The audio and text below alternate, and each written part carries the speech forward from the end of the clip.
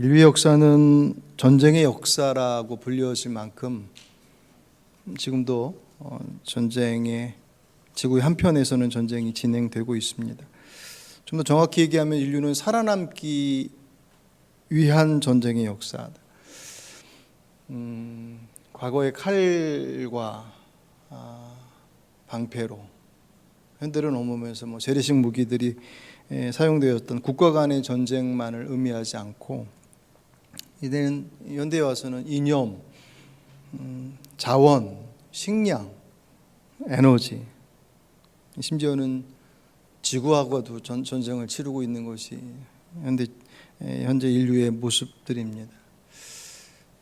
전쟁의 여파가 우리 당장 우크라이나와 러시아 간의 그 전쟁의 여파가 전 세계로 파급된 영향들이 상당하잖아요.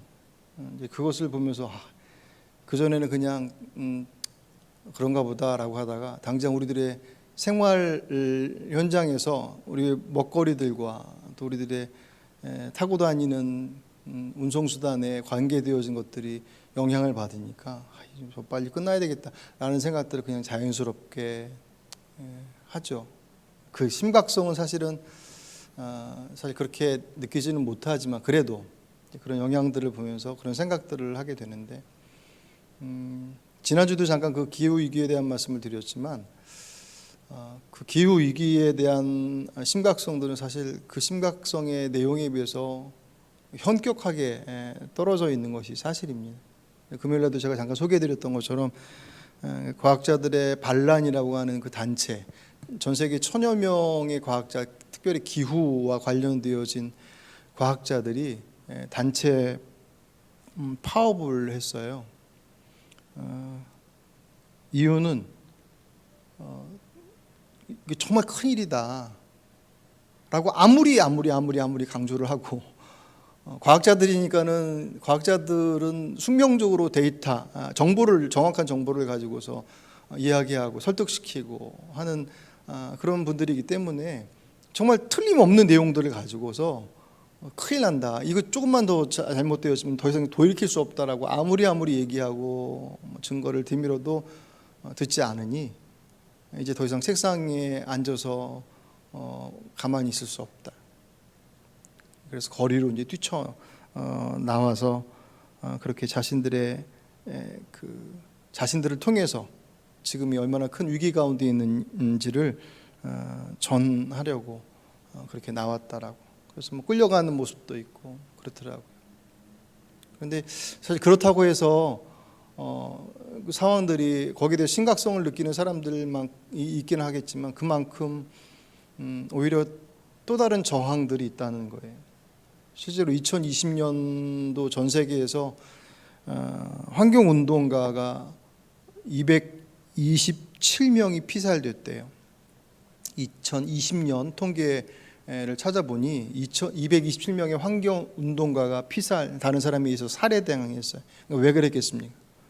환경운동가들이 하는 일들이 다 그런 거잖아요. 자연과 기후 그런 부분들에 대해서 이렇게 지켜야 된다라고 하는, 그것은 사실 숙명적으로 기업을 운영하는 어쨌든 개발 논리와 계속 충돌할 수밖에 없지 않습니까?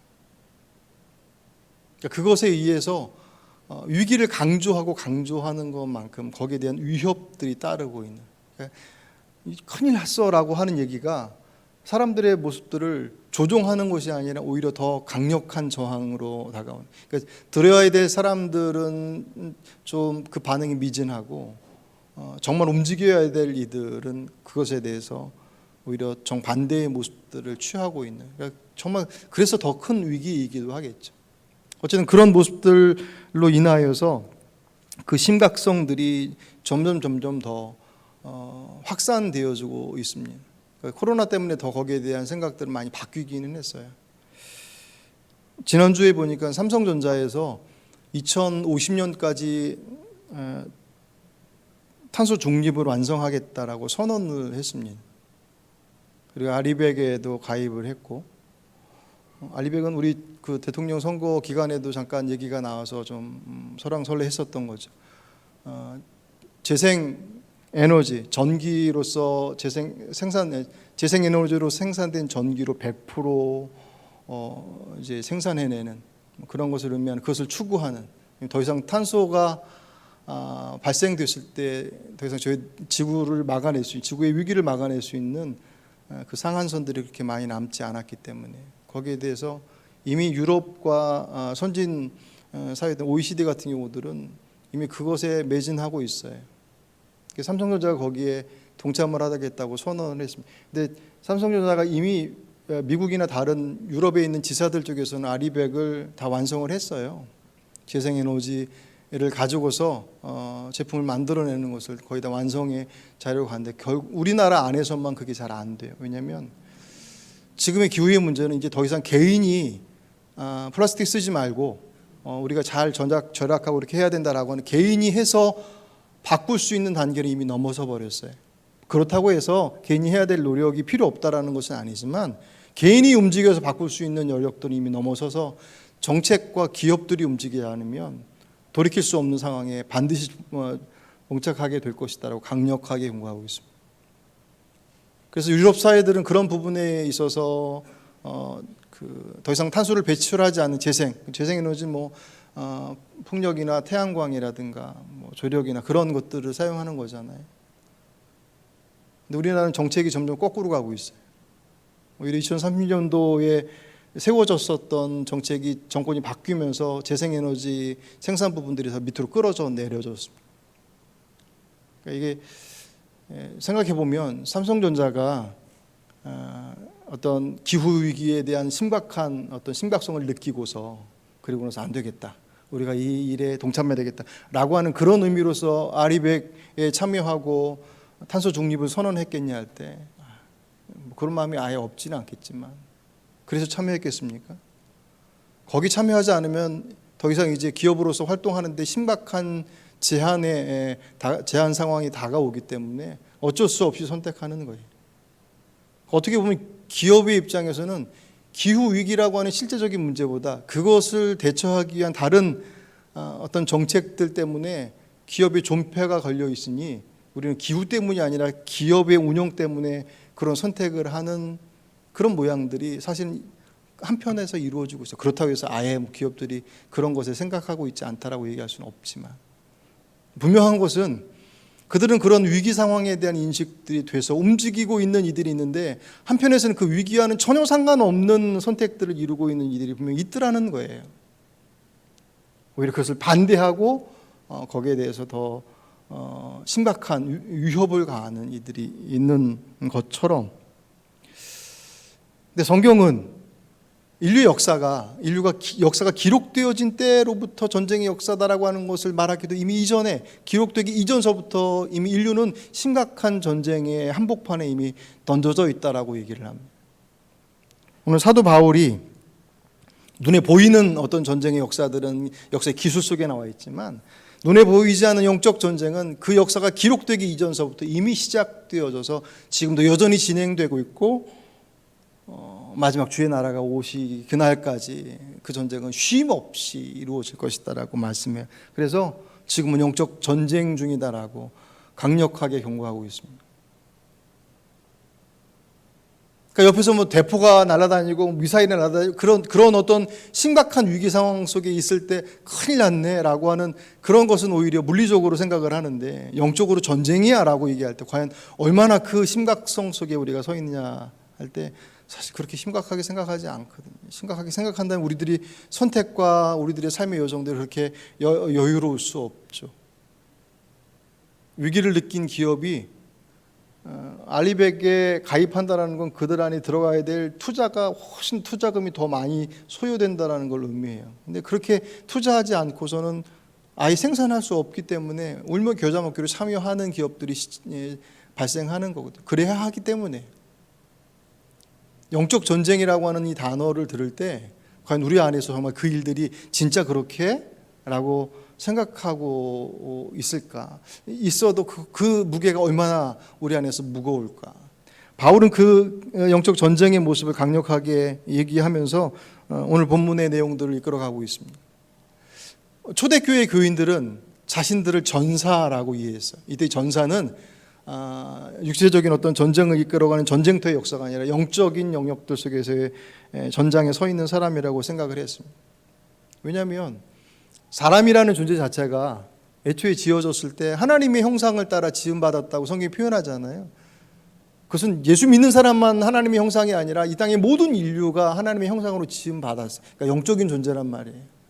그러면 그 영적인 존재는 그분과 합일되었을 때, 우리로 얘기하면 구원받은 자가 성령께서 함께 하셔서 우리의 영적인 영역들이 그분으로 채워질 때 그 인생이 진정한 가치와 평화와 행복의 삶을 살아갈 수 있어요. 그것이 얼마나 넉넉하냐 부족하냐 아프냐 건강하냐 그런 외적인 부분들을 넘어서는 그 삶을 살아갈 수 있는 힘이 그분과 동행할 때 함께 이루어지는데, 그 하나님과 함께하는 영역이 빠져버렸어요. 죄로 인해서. 그럼 그 자리를 채워야 될 거 아니에요. 그 자리를 돈으로 채우려고 하는 거예요. 왜냐하면 불안하기 때문에. 그 빈 공간은 무언가로 채워져야 돼. 하나님으로 채워져야 될 공간이 하나님으로 채워지지 못하니 이 땅에 있는 것으로 채우려고 해요. 힘이 있으면 그 불안함과 두려움을 이길 수 있을까? 재산이 있으면, 또 내가 좀 더 넓은 인간관계를 맺으면, 이 땅에 어쨌든 존재하는 그 모든 것들이 그 공허함들을 채우는 수단으로서 자리하고 노력하지만 아무리 채워도 채워지지 않죠. 그러니 그 불안함들을 돈으로 채우려고 하는 사람은 힘이나 있지만 그것이 안 되는 사람은 아주 작은 것이라도 잡고 싶은 거예요. 초대교회, 초대 그리스도인들, 그 당시 그 기독교회 주변에는 많은 우상들 가운데 특별히 점성술사들이 많았어요. 점치는 사람들이. 그들은 뭐 큰 돈 들지 않더라도 가서 그들의 생각 속에 자신들의 인생과 운명을 알아보는 거예요. 그들의 생각 속에 어쨌든 다양한 영적 존재가 인간의 어떤 운명을 결정한다라고 생각을 했습니다. 그러니까 그 영적인 영역들이 있다는 걸 아는 거예요, 본능적으로. 근데 그것이 하나님 앞에서라고 하는 것을 알지 못하니까 다른 영들, 다른 것들에 휘둘리게 되는 거죠. 그러니까 그때나 지금이나. 그러니까 여러분들 재미로라도 전 보지 마십시오. 그러니까 내가 힘이 있을 때는 재미로 볼 수 있지만 힘이 떨어지면 그게 믿음이 돼요. 힘을 가져요. 뭐라고 얘기하면 진짜 그런가? 뭐죠? 토정 비결이나 뭐 그런 것들, 우리 그 예능 프로에 보면 종종 그런 것들 나오잖아요. 그래서 잘 맞추네, 뭐 그러면서 이렇게 한단 말이에요. 그런 거 보면 그냥 재미있게 웃죠. 재미로 보니까 우리가 그런 것들 바라보면서 우리 인생이 정말 그렇게 될 거야라고 생각하는 사람이 얼마나 되겠습니까? 그런데 상황에 밀리게 되면 그 말이 내 귓가에서 내 머릿속에서 계속 맴돌아요. 그게 사람이에요. 전능하신 하나님 믿고 있는데 그분의 말씀과 그분의 인도하심을 내가 믿지 않는 게 아니에요. 그런데 내 이 문제 속에서는 그 사람의 그 점괘가 오늘의 운세가 내 삶의 선택의 부분들에 더 많은 영향을 줄 수 있는 게 우리들의 모습이더라는 거예요. 그리고 믿음의 사람들이 조금 방심하면 우리가 유지해왔던 그 평정심과 그 균형들을 삐끗삐끗하게 되는 거죠. 그러다 보면 금방 불길함과 불안함이라고 하는 그 감정에 휘둘립니다. 정도에 따라 다르긴 하겠죠.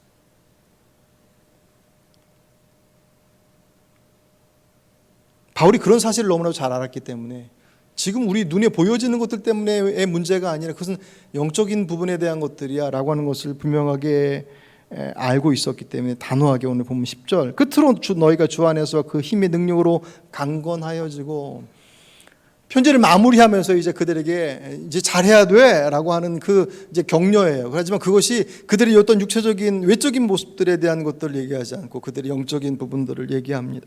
세번역은 이렇게 얘기해요. 여러분은 주님 안에서 그분의 힘찬 능력으로 굳세게 되십시오. 아멘. 영적 전쟁터의 현장 속에 있어요. 그들이 준비해야 될 것은 다른 것이 아니라 그분의 힘의 능력으로, 주 안에서, 믿음 안에서 그분의 힘의 능력으로 강건해져야 되는. 이때 여러분, 이 강건하여지다라는 게 힘내서 잘 준비해야 돼. 정신 차리자라고 하는 그런 그들만의 어떤 자신들의 준비와 자신들의 노력만으로 이룰 수 있다라고 얘기하지 않아요. 왜냐하면 이 강건하여지다라는 게 능동태가 아니에요. 내가 능동적으로 강해져야지라고 해서 강해지고 그렇지 않고 그렇지 않으면 그렇게 안 되고 하는 문제가 아니라 이게 수동태예요. 왜냐하면 강해져야 되는데 내 힘만으로는 안 돼. 강해짐의 근거가 내게 있지 않고 그분 앞에 있어. 그러니까 그 선이 연결되어져 있는, 우리가 지금 예배하는 것이 그 선이 연결되어짐이 더 강화되어지는 거예요. 아, 우리가 사는 길이 거기에 있구나라고 하는 것을 밖에 나가 살다 보니 막 정신없이 이것저것에 영향을 받아서 이게 있어야지 좋고 이게 있어야지 좋고 이거 없으면 안 되고라고 하는 그 세상의 것들 가운데 막 혼잡해 있다가 다시 말씀 앞에 서서 보니 우리가 그게 가만히 생각해보니 그게 있어도 불안하고 없어도 불안하고 그게 행복의 요인이 아니구나라고 하는 것을 말씀 안에서 확인하고 그분과 연결을 다시금 강화할 때 더 이상 밖으로 나가면 이제 그 힘을 가지고 휘둘리지 않는 거예요. 인생에 문제 없는 집이 어디 있겠습니까? 없는 집은 감사하십시오. 그 넉넉함을 가지고 그 누군가를 둘러보라고 하시는 때임에 틀림이 없습니다. 문제 없는 집이 없겠어요. 어디 있겠습니까? 다 인생의 문제들 앞에 있어요. 그럼 모든 인생이 그 문제에 휘둘리면서 휘청휘청하며 살아가는 할 때 그렇게 살아가는 이도 있지만 그 휘청되어지는 상황 속에서 여전히 올곧게 가는 사람이 있어요. 왜? 그의 뚝심이 어디서 나오게? 결국 변함없으신 그분 앞에 그의 뿌리를 두고 있기 때문에 그것이 가능한 것 아니겠습니까? 바울이 그것을 알고 있었기 때문에 강해져야 돼 하지만 그 강함이 너에게 아니라 하나님께로부터 오는 거예요. 그러니까 끊놓으면 절대로 안 된다. 그 시선을 놓치면 절대로 안 된다. 그 얘기들을 하는 거죠. 영적 전쟁터에 있어요. 누가 적인데 그 얘기가 뒤에 이제 11절 12절 말씀 같이 한번 보실까요? 11절 12절에 있습니다. 마귀의 관계를 능히 대적하기 위하여 하나님의 전신갑주를 입으라. 우리의 씨름은 혈과 육을 상대하는 것이 아니요 통치자들과 권세들과 이 어둠의 세상 주관자들과 하늘에 있는 악의 영들을 상대함이라. 아멘. 적이 누구라고요? 마귀, 어둠의 세상 주관자들, 하늘에 있는 악한 영들, 사단이라고 얘기하기도 하고.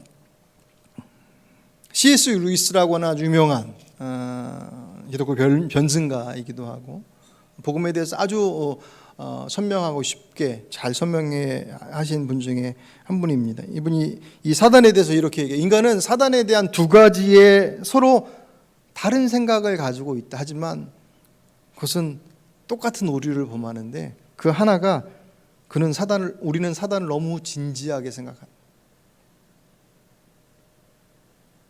너무 진지하다 못해서 그것에 사로잡혀요. 하나님 앞에는 이렇게 진지하지 않은데 사단에게는 이렇게 진지해요. 전능하신 하나님이라고 했는데 그 하나님 앞에서의 진지함보다는 사단이 너무 진지해. 귀신이 너무 두려워요. 나와 함께 하신 주께서 도우신다라고 하는 약속의 말씀보다 휘떡휘떡 왔다 갔다 하고 막 꿈에 보이고 막 그런 어떤 그 어둠의 것들이 나를 더 주장해서 엎어뜨릴 것 같은 그런 두려움 속에 사로잡혀 내 인생 그것으로 끝장날 것처럼 그 두려움 가운데 너무 진지하게 사로잡혀져 있는 그런 한편, 또 다른 한편은 그를 너무 지나치게 무시해. 이때 무시의 근거는 말씀에 대한 근거가 아니에요. 다 소용없는 거야. 뭐 그냥 그런 거지 뭐. 그런데 이 두 가지는 똑같은 오류를 범해요. 왜냐하면 그 사단이 우리에게 다가올 때 그 사람이 가지고 있는 그 모습을 너무 잘 알고 있기 때문에. 어쨌든 바울이 그 영적 전쟁의 대상, 우리 적이 누구냐라고 하는 것을 얘기하면서 첫 번째로는 뭘 얘기하냐면 1차적으로 우리 싸울 대상이 누구야라고 하기 전에 싸울 대상이 아닌 존재를 먼저 얘기하는데 오늘 본문에 혈과 육을 상대하지 아니하고 되어 있습니다. 오늘 12절 말씀에 우리의 씨름은 혈과 육을 상대하는 것이 아니요. 이 영적 전쟁은 혈과 육, 사람과의 문제가 아니야. 근데 우리의 문제는 다 사람 때문에 발생하는 거잖아요. 인간 사회가. 뭐 인간 관계만의 문제가 아니야. 어쨌든 사람과의 관계들 속에서 이루어지는 것임에도 불구하고 오늘 바울은 그 영적 전쟁은 사람들과 지금 치고받고 있지만 그것 때문에 우리들의 삶을 그렇게 애쓰며 에너지 소비하고 사내 못 사내 하고 막 그렇게 하고 있지만 영적 전쟁의 그 내용을 들어가 보니까 우리 싸움은 그 사람하고 지금 멱살 잡고 죽는 사람의 그 문제가 아니더라. 그 사람과의 문제가 아니더라. 그러면서 그 싸움의 대상을 누구라고 얘기하냐면 악한 영들이라고 규정해요. 사람하고 싸우는 것처럼 보이지만 그 사람이 가지고 있는 그의 생각, 그렇다고 해서 무슨 귀신 들린 사람과 싸운다는 그런 의미가 아니라 그 사람이 가지고 있는 왜곡되어진 또 다른 악한 영들의 그 영역들 속에 사로잡혀 있음이 우리들의 모든 전쟁의 배후들라는 거예요. 그 옛말에 죄는 미워하되 사람은 미워하지 말라고. 성경 말씀은 아니지만 그 내용들이 사실은 우리 안에서 영적 전쟁의 현장 속에서 갈등하고 고통받고 있는 그 현장들 속에서 그 사람하고 대립하고 있지만 결국은 그 문제는 그가 가지고 있는 잘못되어진 생각 혹 내가 가지고 있는 왜곡되어진 것들의 문제들라는 거죠. 그들에겐 힘이 있어요. 그 영적 존재는 힘이 있어요. 어둠의 지배자예요. 어둠의 영역들 속에서는 그 사단의 힘이 강력함을 드러내요. 우리들의 문제들 속에서는 해결하지 못하는 문제들 속에서는 많은 경우 우리들의 환경을 정리해야 될 내용들이 많아요. 제가 종종 예를 들어드리는 것처럼 진흙탕을 막 뛰어다녀요. 그러면서 하나님 제 바지에 진흙이 묻지 않게 해주십시오라고 하는 기도는 적절치 않은 기도예요. 주님의 응답은 그 진흙탕을 벗어나라고 말씀하셔요. 죄 지을 수 있는 환경으로부터 벗어나야지. 벗어날 수 있는 환경이 있단 말이에요. 벗어날 수 없는 환경도 있어요. 하지만 내가 벗어날 수 있는 환경이 분명히 있어요. 벗어나야 될 것이 우리의 몫이에요. 근데 벗어나지 않고 여전히 그 진흙탕 속에서 막 왔다 갔다 하면서 주님 묻지 않게 해주십시오. 깨끗게 해주십시오라고 하는 기도는 합당치 않더라는 거예요. 그 어둠의 자리이기 때문에 그 어둠의 영역들은 그 어둠의 지배자들에 의해서 움직여집니다. 힘이 있기 때문에. 그리고 그 힘은 악함이 목적이에요. 그 힘을 통해서 원래 힘과 권력, 그건 다 중립적인 내용들이죠. 힘이 악하냐? 돈이 악한 것입니까? 돈이 선한 것입니까? 이 땅의 물질들은 악하고 선하고의 모습의 중립적인 내용들이에요. 그것을 선한 사람이 선한 용도로 사용하든가 아니면 악한 사람이 악한 용도로 사용하느냐에 따라서 그것이 선한 것이 되기도 하고 악한 것이 되기도 하죠. 아주 날카로운 칼로 정말 맛있는 음식을 잘 만들어내면 그 칼은 요리사의 손에 의해서 좋은 용도로 사용되어지는 선한 도구가 되어지지만 그 칼이 누군가를 해하는 강도의 손길에 잡혀 있으면 그 도구는 살해 도구가 되는 것처럼 힘과 권력은 중립적 요소예요. 그런데 사단이 그 힘을 가지고 있을 때 그 힘은 그를 악으로 끌어가는 그 힘이 있단 말이에요. 그리고 그것을 펼쳐내는데 교활해. 성경은 그것을 광명의 천사와 같이 다가온다라고 표현합니다. 사단이 천사와 같이 아주 선한 모습들로 다가오죠. 교활해. 여러분 처음 이 땅에 죄가 들어오는 현장을 소개하고 있는 그 에덴 동산의 모습. 하와에게 미혹하러 들어왔던 뱀, 사단이 숨어 들어온 거잖아요. 여러분 그때 뱀이 지금의 뱀의 모습과 같았을까요? 하와가 아주 성향이 특이해서 뱀을 대단히 좋아하는 그런 것이었겠습니까? 그게 물리적으로 뱀이냐 아니냐 그런 것들을 떠나서 사단이 우리에게 다가올 때의 아주 중요한 수단 중에 하나는 유혹이에요. 내가 좋아하는 거라고. 이게 안 되는 걸 아는데 이게 잘못되는 걸 아는데 내가 좋아하는 거예요. 그것을 통해서 들어와요. 가장에서 들어오고 변장에서 들어오고 우리들이 약한 것들을 틈타서 들어오고 아주 교묘하게. 영적 존재이기 때문에 그렇죠. 사단이 그런 존재, 그런 모습들로 우리 각 개인의 모습들을 무너뜨리는 것뿐만 아니라 사회 공동체를 그렇게 흔들어대요. 그러니까 우리 각 개인의 우리 스스로만 잘 서야 돼라고 하는 것으로 인간이 살아갈 수 없죠. 왜냐하면 우리는 공동체 안에 살아게끔 창조되어진 존재들이에요. 개인주의가 만연하다고 얘기하지만 끊임없이 이사야 안에서 공동체에 대한 내용들이 끊임없이 계속 제한되고 있습니다. 협동조합이 됐든 뭐가 됐든지 계속 공동체의 내용들이 각 사회 곳곳에서 일어나고 있어요. 사회 한편에서는 개인주의가 만연해. 나 혼자 살 거야. 그게 편해. 라고 하면서도 그 편함의 자리 속에 끝자락 속에서 가서는 누군가를 구하는 손길을 내밀어. 왜? 만들어진 존재 자체가 혼자 살 수 없기 때문에 그래. 그러니 사단은 그 공동체 안에 슬그머니 들어와서 우리들 안에 그 관계를 건강하게 이루는 사랑의 능력을 고갈시켜요. 사람들에게 있어서 따뜻한 고통당하는 이들의 모습들을 그래도 긍휼의 마음으로 바라볼 수 있는 시선들마저도 자꾸 끄집어내려요. 가까이 갈 수 없는 여러 가지 합리적인 이유들을 우리 안에서 생각하게 하고 우리 안에 펼쳐지게 만들어 놓습니다. 공감하는 것, 그의 아픔의 공감도가 점점 떨어져 가게 하고 사람들이 여러 가지 갈등으로 인해서 계속 문제 가운데 봉착하게 하고 끊임없이 그 안에 사람에 대한 적대감들을 갖게. 그 사람들 지나가는 사람들의 얼굴을 잘 보면 어떤 사람들은 화내기로 작정한 것처럼 얼굴이 잔뜩 굳어져 있는 경우들이 많이 있어요. 이 혐오와 차별이라고 하는 문제는 단지 그냥 우리 사회 안에 있는, 아니 인류가 살아가고 있는 사회 안에 있는 그냥 하나의 작은 문제 현상의 모습들로만 봐서는 안 돼. 그 문제는 결국은 하나님의 형상으로 지음받은 우리에게 원하시는 것은 그 안에 참된 평화와 사랑으로 어우러지는 인생인데, 혐오와 차별은 그 하나님의 목적과 하나님의 방식과는 정반대이기 때문에 그 문제는 영적인 것과 결부되어 있어요. 그 앞에 그리스도인이 어떻게 대처해야 되고 선택해야 되는지는 자명해요. 서로의 다름이 차별이 된다라고 하는.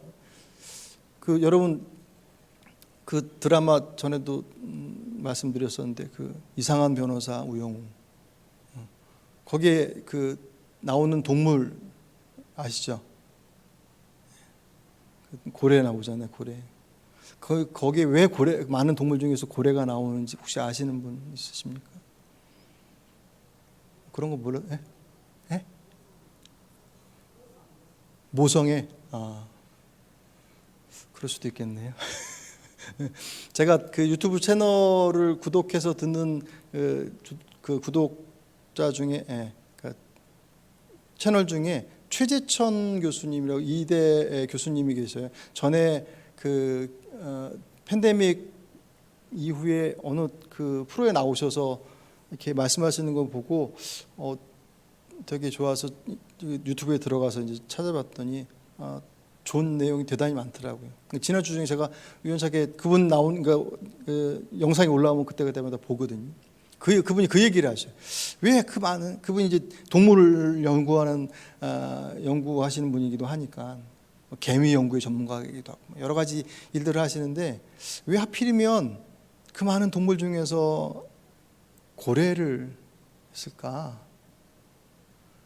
근데 여러분, 고래가 이 땅에 있는 그 포유류들 중에서 장애를 가지고 있는 개체를 보호하는 유일한 포유류래요. 무슨 얘기냐면, 내 가족이기 때문이 아니라 장애를 가지고 있는, 지금 우리 사회도 장애를 가지고 있는 분들에 대한 문제들이 사실은 갈등의 한 부분이잖아요. 다 긍휼히 여기는 마음을 가져요. 그런데 그 장애를 가진 분들에 대한 어떤 처우들이나 상황들이 내 편리와 내 상황에 이만큼 들어오기 시작하면 그때부터는 딱 선을 긋잖아요.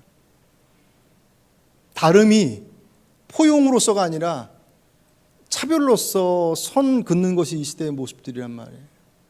근데 고래는 안 그런데요.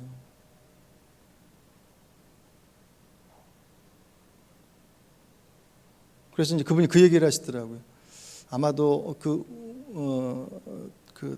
장애를 가진 그분의 이야기를 풀어나가는 데 있어서 고래를 집어넣은 이유가 그 고래 CG 때문에 뭐 몇백억 들었다며요. 그 이유가 아마 그런 내용들을 품고 있기 때문 아니겠는가. 본인이 그 작가한테 확인을 안 해봤는데 동물 연구가의 그 전문가적 입장에서 볼 때 아마 그러지 않았을까? 그렇게 얘기하시는데, 제가 이제 그 얘기를 보면서 고래는 차별이 있는, 그러니까 장애가 있는, 아픔이 있는 개체들을 포기하지 않고 외면하지 않고 돌보는 존재로서, 사람과 가장 가깝다라고 하는 침팬지는 개체들 중에서 장애가 발생하는 개체가 발생하면 아주 무참히 짓눌러 버린대요. 우리가 동물과 같지 않겠지만 우리의 사회들 속에서의 그런 장애가 됐던 뭐가 됐던 그런 어떤 다름의 모습들이 차별이 되어지고 혐오가 되어진다는 것은 하나님의 형상으로 지음받은 그리스도인의 입장에서 이 사회 앞에 어떻게 반응해야 될지는 그건 자명한 것들이죠. 사회적 문제를 넘어서 그것은 영적인 부분에 결부되어져 있습니다. 어떻게 싸워야 되느냐, 이제 그 얘기가 뒤에 나온 것이 우리가 잘 아는 그 전신갑주, 하나님의 전신갑주를 입으라. 어떻게 보면 되게 모호한 것처럼 보이지만 여러분 그 6가지의 내용들, 진리의 허리띠로 허리를 동이고, 허리띠는 힘의 중심이니까 진리이신 그리스도를 통해서 구원받은 주의 자녀이니 그 삶이 진실함에, 그리고 그 진리이신 그분의 중심을 둬야 되는 것, 그것부터 흔들리지 말아라. 네 인생의 중심은 그리스도이시다. 잊어버리지 말아라. 사람이고 돈이고 뭐고 그 눈에 보여지는 그 어떤 대단히 놀라운 것처럼 보이는 그 어떤 곳에 있지 않다. 그 허리 단단히 붙잡고 있어라. 정의의 가슴만, 이 흉배거든요. 가슴을 막. 이때 이 정의, 의는 내가 의로워서 하나님의 자녀가 된 게 아니라 그리스도의 의잖아요. 주님의 십자가, 주님의 의로우심으로 우리가 대신 의롭다라고 인정받았단 말이죠. 그런 은혜로 구원받은 사람들이니까 이 땅에 하나님의 공의와 정의를 실현해 살아가는 것, 그것이 이 땅 위에 악한 영들의 전쟁들 속에서 이곳에 하나님의 나라를 세워가는 영적 전쟁의 또 한편의 준비의 모습들이고, 세 번째가 평화의 신, 평안의 복음의, 그러니까 복음의 핵심은 평화잖아요. 하나님과의 평화. 죄로 인해서 끊어졌던 관계가 그리스도를 위해서 통해서 하나 됐어요. 근데 더 이상 하나님과 다투지 않아요. 그것을 통해서 이 땅 위에 사람들과의 평화를 이루는, 그래서 그리스도인은 평화를 만드는 사람들이, 그 평화는 나눔으로부터 시작되었습니다. 독점은 평화를 이룰 수 없어요. 그러니까 팍스 로마나, 그래서 힘으로 전 세계를 장악하고 있었던 그 로마의 시대, 하지만 그것은 자신들의 욕망들을 펼쳐내는 한 가장된 모습일 뿐이지. 주님께서 말씀하신 평화는 힘으로 독점하는 것이 아니라 그 힘을 나누는 것으로부터 시작되었습니다. 왜 우리가 그 나눔의 현장들 속에 있어야 되느냐? 그것이 이 영적 전쟁터, 할 수만 있다면 내 것으로 모아들이고 독점하려고 하고 쌓아두려고 하는 세상 속에서 그것을 펼쳐내는 것이 이 영적 전쟁 승리로 이끌어가는 또 한편의 방어이자 공격의 모습이기 때문에. 그리고 믿음의 방패, 하나님에 대한 신뢰겠죠. 그죠? 믿음의 방패, 그분에 대한 신뢰. 나는 부족하지만, 나는 실패할 수 있지만 그분은 실패하지 않으신 분이시다라고 하는, 나는 혹시 무너질 수 있지만 그분은 절대로 무너지지 않으신다라고 하는 그분에 대한 신뢰. 그것이 있을 때 뭘 막는다고 그래요? 불화살을 막는다고 그러죠. 그죠? 오늘 16절, 모든 것 위에 믿음의 방패를 가지고 일어서 능히 악한 자의 모든 불화살을 소멸하고, 이 불화살은 이제 그런 거죠. 우리 안에 드는 온갖 생각들이죠. 그것이 뭐 불안이 됐던, 두려움이 됐던, 어떤 것이 됐던 그 모든 것들을 이겨낼 수 있는 것은 믿음의 방패예요. 그 하나님에 대한 신뢰예요. 이 믿음의 방패가 하나님과의 관계만이 아니라 사람과의 관계 속에서의 모습들을 해결할 수 있는 방패.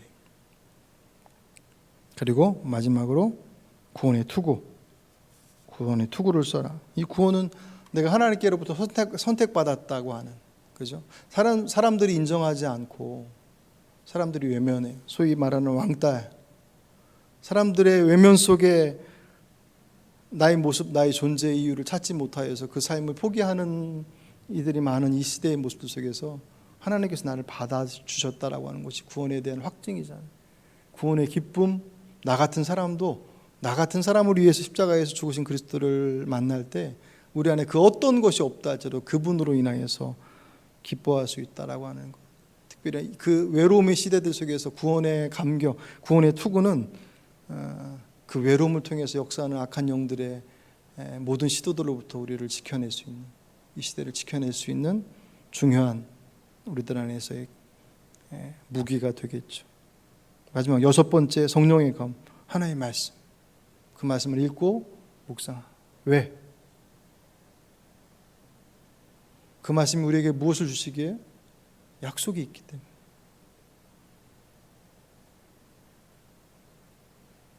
요즘 와서 계속 그 말씀을 계속 들어요.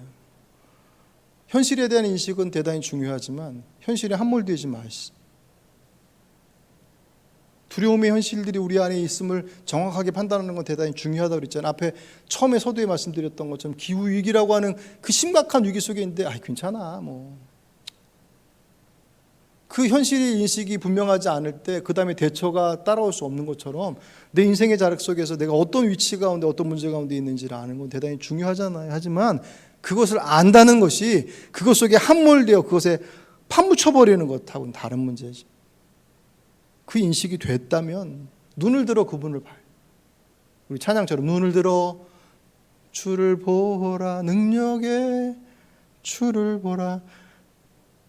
결국 믿음은 그분을 바라보는 것으로부터 있지 않으면 금세 두려움 가운데 사로잡히고, 내가 가지고 있는 게 없는데 사단은 아주 교묘하고 아주 정확하게 우리의 빈틈으로 찾아들어.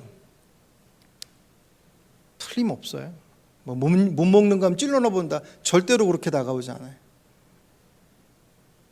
그냥 내버려 뒀다가 중요한 순간이 오면 고기만 쿡 찔르면 그 사람은 그것 때문에 확 주저앉는 것을 알기 때문에 힘 빼지 않아요. 여러분의 개인의 삶을 한번 돌아보시길 바랍니다. 여러분들이 어떤 영적인 부분의 시험이라고 생각되어지는 것에 봉착할 때 모습은 항상 다른 문제가 아닌 항상 그 문제가 반복되어지는 경우들이 많아요. 누구나 마찬가지예요. 그게 내가 약한 부분이기 때문에. 그건 극복해야 될 부분이에요. 환경이 극복되어지는 게 아니라 내가 그 환경을 극복해 나가야 될 부분들. 그렇지 않으면 환경은 얼마든지 다른 환경 속에서 얼마든지 찾아 들어와요. 이 사람이 하면 저 사람, 저 사람이 하면 저 사람. 이 상황이 아니면 다른 상황들로 얼마든지 그 약함들을 틈타고 들어오는 것은 시간의 문제일 뿐입니다. 극복해야 될 부분이. 그래서 우리의 시선들이 주의 말씀 앞에 큐티를 하고 말씀을 묵상하는 이유가 도대체 뭐예요? 주문해내는 거겠습니까? 그 말씀을 많이 읽고 많이 암송하면 우리 안에 막 저절로 무언가가 아니요. 물론 암송하는 것이 얼마나 귀한지 몰라요. 하지만 그 말씀을 묵상하는 것은 약속을 보는 거예요. 세상 끝날까지 내가 널 지켜주겠다는 약속의 말씀을 어디다 다 던져놓고 내 당장 눈앞에 있는 현실 앞에 내 삶을 매몰시키냐 말이에요. 주의 말씀을 보십시오. 그 말씀의 약속의 말씀을 붙잡으십시오. 그것이 이 6가지의 전신갑 중에서 가장 적극적인 무기예요. 그 말씀이 불안과 두려움과 우리의 이기적인 우리의 온전치 못한 것들을 다 쇠파할 수 있습니다. 마지막으로 기도를 달아놨죠. 18절 말씀, 모든 기도와 간구를 하되 항상 성령 안에서 기도하고 이를 위해서 깨어 구하기를 항상 힘쓰며 여러 성도를 위해서 구하라. 아멘. 금요일에 이 말씀 같이 봤죠. 자동차의 기름과도 같다 그랬습니다. 전신갑주로 무장할지라도 기도하지 않고서 하나님의 그 영적 전쟁 속에서 승리를 거둘 수 없어요. 주님도 예수님도 기도하셨는데 그 기도의 자리가 설 때 그것은 하소연의 자리, 하소연할 수도 있겠죠. 하지만 하소연으로 끝날 자리가 아니라 그 자리가 그분으로부터 우리의 모습들을 회복시키겠다고 약속하신 자리이기 때문에 끝까지 참으며 기도하라고 하시는 것은 내가 원하는 방식과 내용이 아니더라도 틀림없이 그 일들을 이루실 것들을 믿으시길 바랍니다. 결국 그 싸움이에요. 무엇을 보느냐의 싸움.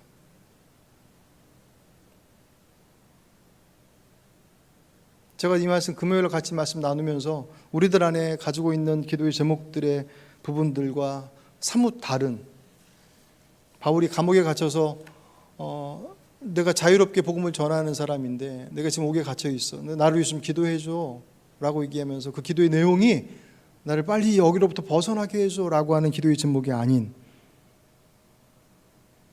오늘 20절 말씀 보시면 이 일을 위해 내가 쇠사슬에 매인 사신이 된 것은 나로 이 일에 당연히 할 말을 담대하게 하려 하심이라. 이 좀 말이 좀 어렵지만 제가 풀어서 말씀드렸잖아요.